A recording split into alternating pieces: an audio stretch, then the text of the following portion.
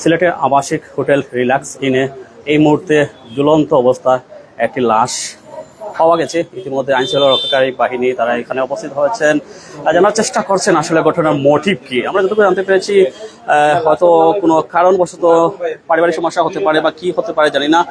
যুবক বয়স হয়তো 25 এরকম হবে। ওনার ডেড বডি ঝুলন্ত অবস্থায় আছে। আমরা একটু জানার চেষ্টা করবো যারা এখানে আইনশৃঙ্খলা রক্ষাকারী বাহিনীর সদস্যরা আছেন তাদের মাধ্যমে জানার চেষ্টা করব মূলত কি ঘটেছে আর কি কারণে মূলত তিনি আত্মহত্যা করতে পারেন।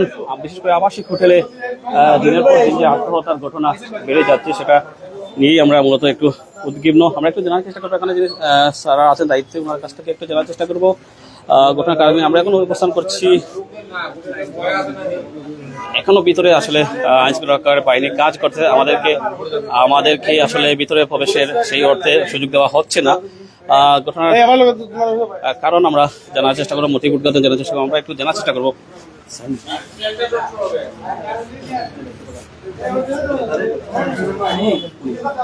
একটু জানার চেষ্টা করবো আমাদের এখানে স্যার আছেন যিনি আসলে এই ঘটনার সঠিক কারণ তদন্তের জন্য রয়েছেন। উপরে যে ভবনগুলোতে যাবো না সরি ওই যে ভবনটি আছে রুমটি আছে সেই রুমে মূলত এই লোকেশন থেকে এই ঘটনা ঘটেছে। আমরা যদি থেকে আমরা এখন অবস্থান করছি দুপাদিঘির উত্তর পাড় হোটেল রিল্যাক্স ইনে, এখানে মূলত এই ঘটনাটি ঘটেছে। এখনো আমরা আসলে ঘটনার কারণ জানার চেষ্টা করতেছি। পুলিশ বাহিনী তাদের কার্যক্রম অব্যাহত রেখেছে। ঘটনার মোটিভ উদ্ধারে তারা তৎপর। ইতিমধ্যে আপনারা জানেন প্রশাসনের লোকেরা হোটেলের পরিচত্বর আসলে ভরে গেছেন। আপনারা যদি বারবার বলে থাকি ইদানিং যে হোটেলে বিশেষ করে ঝুলন্ত লাশ পাওয়ার ঘটনা খুবই বাড়ছে, সেই সাথে আত্মহত্যার ঘটনা অস্বাভাবিকভাবে বৃদ্ধি পাচ্ছে।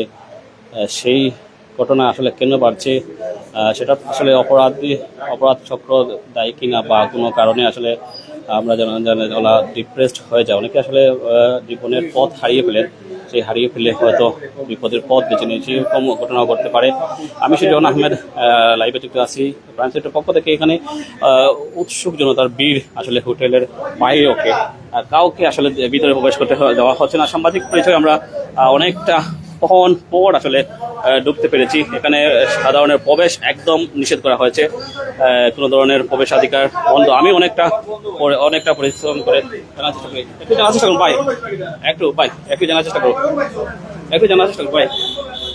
হ্যালো আপনার কি বন্ধু আসলে? আপনার লামাবাজার ফুড কোর্টের একসাথে আমরা ব্যবসা করি, তারও শোরুম আছে।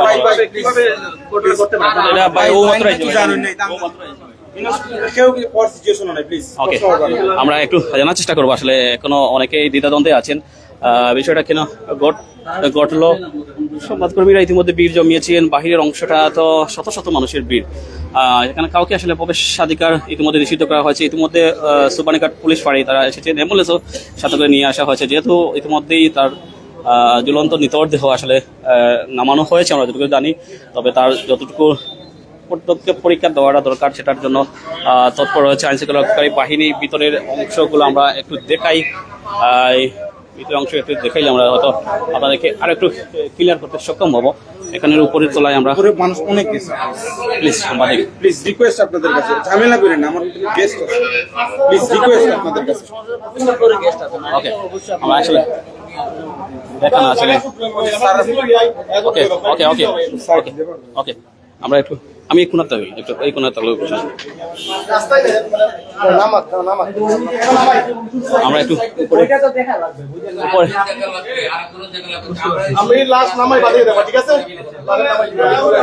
আমরা একটু দেখাই আসলে স্ট্রেচার নিয়ে উপরে যাওয়া হচ্ছে। আমরা প্রাইম সেক্টরের পক্ষ থেকে একটু উপরে ওঠার চেষ্টা করি।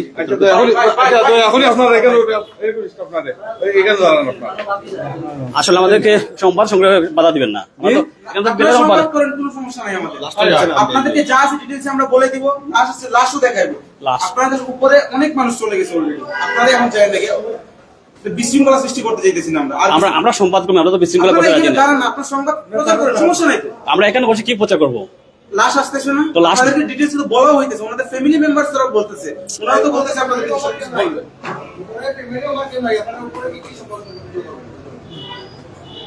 এখানে আসলে হোটেল কর্তৃপক্ষর বাধার সম্মুখীন হচ্ছে আমরা। হোটেল কর্তৃপক্ষ না ভাই, এখানে ফ্যামিলি বলেন, ফ্যামিলি ফ্যামিলি ফ্যামিলি বলেন, হোটেল কোন কর্তৃপক্ষ না এখানে। আসলে ফ্যামিলি আসলে এখানে তারা চাচ্ছে না আমরা উপরে উঠি, একটা বিশৃঙ্খলা তৈরি হবে, এই বিষয়টা আমরা একটু খতিয়ে দেখছি।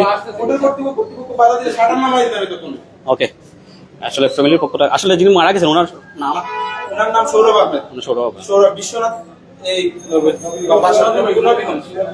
ওনার নাম সৌরভ আহমেদ, ওনার বাসা হচ্ছে বিশ্বনাথে। ওনার পরিবারের সদস্যরা বা আত্মীয় স্বজন বন্ধু বান্ধব সবাই এসেছেন, নবীগঞ্জ বাড়ি উপরেই কক্ষে আসলে ওনার মৃতদেহ পড়ে আছে। প্রবেশাধিকার অনেকটা সংরক্ষিত করা হয়েছে বিধায় আমরা যেতে পারছি না, সামাজিক পরিচয় থাকার সত্ত্বেও আমরা সেখানে যেতে পারছি না। হোটেলের নাম অনেকে জানতে চাচ্ছেন, হোটেলের নাম হচ্ছে হোটেল রিল্যাক্স ইন, যেটা দুপাদিঘির উত্তর পাড় অবস্থিত। আপনারা জানেন জেল রোডে যেটা অবস্থিত, জেল রোডে অবস্থিত। এগুলো সমস্যা নেই।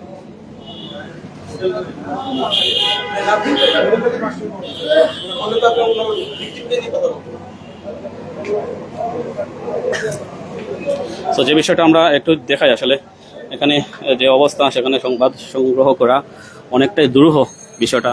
একটু দেখাই বাহিরের অংশটা। এই দেখেন বাইরের অংশে শত শত মানুষ অপেক্ষা করছে, সংবাদকর্মীকে বাধা দেওয়া হচ্ছে সংবাদকর্মী সাথে। আর আসলে ঘটনার মোটিভটা আমরা তো জানতে পারছি না, যতক্ষণ পর্যন্ত না আমরা এটার সঠিক কারণ উদ্ঘাটন করতে না পারবো ততক্ষণ পর্যন্ত আসলে কোনো ধরনের মন্তব্য করতে রাজি নয়। এবং কি যারা পরিবারের সদস্যরা এসেছেন, বন্ধু বান্ধবরা এসেছেন, তারা আসলে আমাদেরকেও কিছু জানতে পারছে না।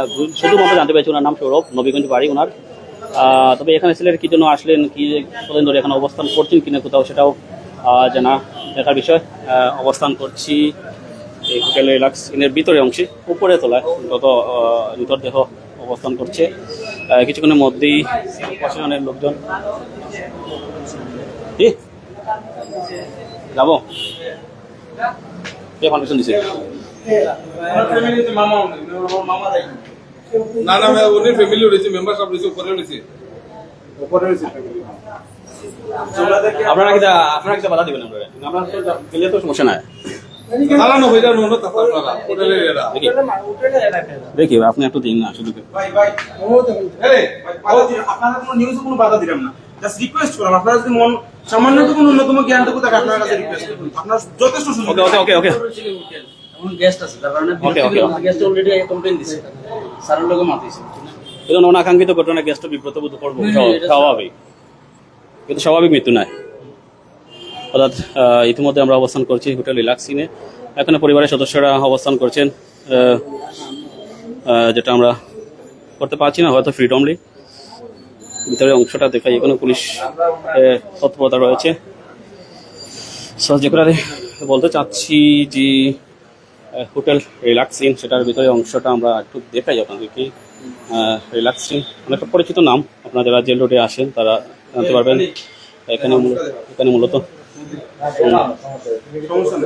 আমার বক্তব্য নেন, আমি দিচ্ছি। আমরা একটু জানার চেষ্টা করবো যিনি এখানে হোটেলের দায়িত্বে আছেন ওনার কাছে, আসলে বলবেন এখানে মূলত একটা ঘটনা শুনতে পেয়েছি। জি, আসসালামু আলাইকুম। আমি হোটেল রিল্যাক্সিনের মালিক। সিলেটের বেশ কিছুদিন যাবৎ সবেও আমার চিনেন। আমি রিসেন্টলি আজকে প্রায় 5-6 মাস যাবৎ হয়ে গেছে আমি লামাবাজারে একটা ফুড কোর্ট করছি।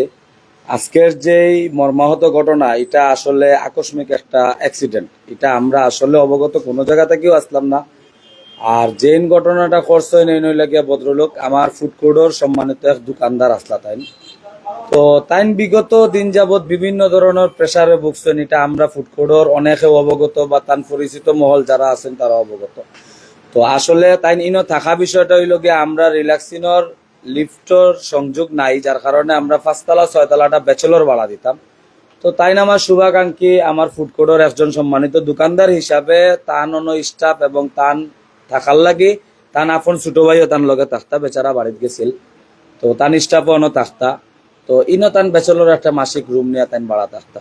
আমরা আজকে বিকালে তাইন গত 2 দিন আগে হাড়র রোগ, মানে তান বুকুত খুব বেদনা করছিল, তাই মেডিকেলে অ্যাডমিট আসলে, এটা আমরা প্রায় অনেকে জানি দেখছি।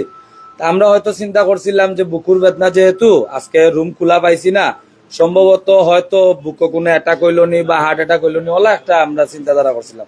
এখন আমরা আসলে এটা আমরা আশা করছি না যে এলা কোনো কিছু ঘটবো।